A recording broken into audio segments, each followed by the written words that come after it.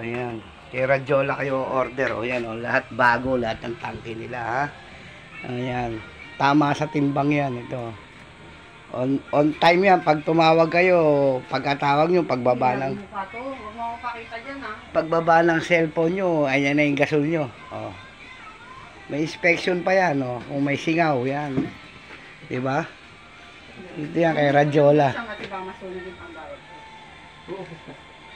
Ayan. Katatawag lang, oh. Segundo lang, nandito na siya, oh. Ah, di ba? Ang mga bago tangke nila, oh. Bumili tayo.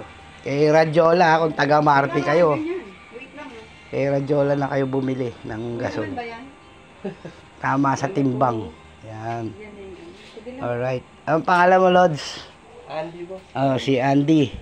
Si Andy, andito na siya, katatawag lang. Si Andy. Andito na siya.